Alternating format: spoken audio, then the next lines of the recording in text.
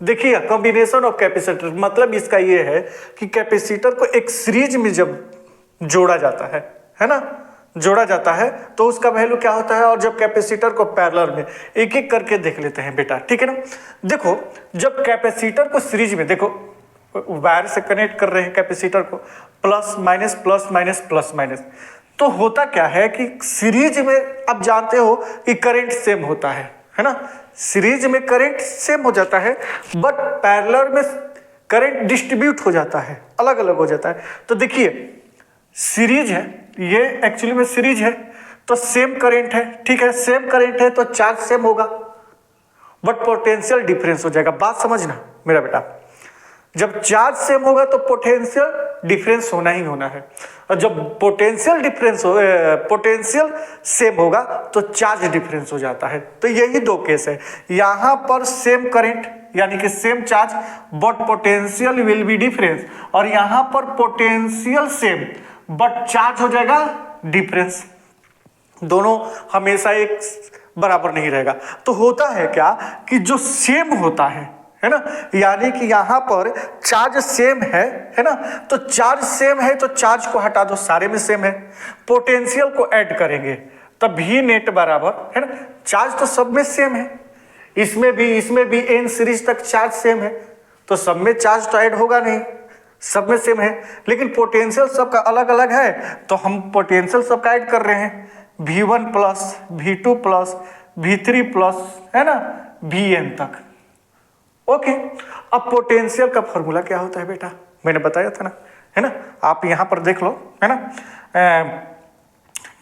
Q है ना V, और ये हटाते थे तो क्या आ जाता था C भी, है ना। तो V बराबर मैं बोला था ना कि V का भी वैल्यू कहीं कहीं मुझे लिखना है, ठीक है। तो देखो तो V नेट बराबर क्या लिखेंगे बेटा, C नेट बराबर, इसको मिटा देता हूं, ठीक है। V1 क्या हो जाएगा, तो V1 हो जाएगा Q C1, चार्ज तो सेम है तो चार्ज में 1 2 लगाएंगे नहीं, लेकिन कैपेसिटर C1 हो जाएगा, चार्ज सेम है, ये C2 कैपेसिटर के लिए है, चार्ज सेम है, ये C3 कैपेसिटर के लिए है। बात समझ लो ना, चार्ज सेम है और ये Cn कैपेसिटर के लिए है। अब यहां से Q C नेट बराबर क्या हो जाएगा, Q इसमें से निकाल लेंगे कॉमन, तो 1/C1 plus 1/C2 plus 1/C3, ऐसे ही 1/Cn, Q से Q कैंसिल, ठीक है।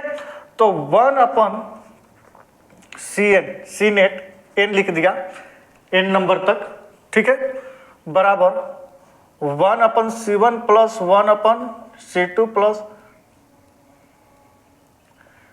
Cn। तो ये होता है इसका कॉम्बिनेशन वैल्यू, क्लियर है।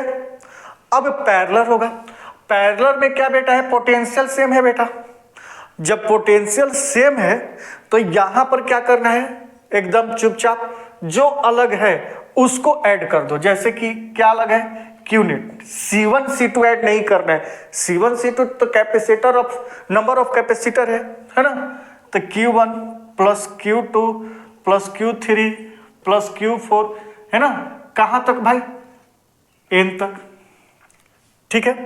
अब यहां पर Q बराबर क्या होगा, Q बराबर फिर से बराबर क्या होगा, तो देखो Q बराबर C भी होगा, है ना, तो यहां क्या कर देंगे C भी, ठीक है, C1 भी, सॉरी C भी हो जाएगा, नेट है ना, ओके।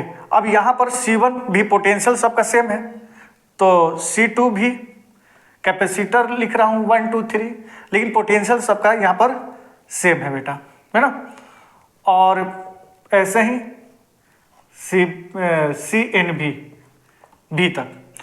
अब C भी पोटेंशियल, C नेट में लिख देता हूं यहां पर, C नेट भी पोटेंशियल का कॉमन ले लेते हैं तो C1 plus C2 plus C3, ऐसे ही Cn तक, पोटेंशियल से पोटेंशियल कैंसिल, सॉरी, तो C नेट किसके इक्वल आ जाएगा, तो आंसर है C1 plus C2 plus C3 तो कहने का मतलब ये है ना, कि अगर पैरेलल में कॉम्बिनेशन कर ले, कैपेसिटर का पैरेलल कॉम्बिनेशन कर रहे हैं तो कैपेसिटर का सीरीज कैसे होगा, C1 C2 C3 ऐसे ऐड होगा।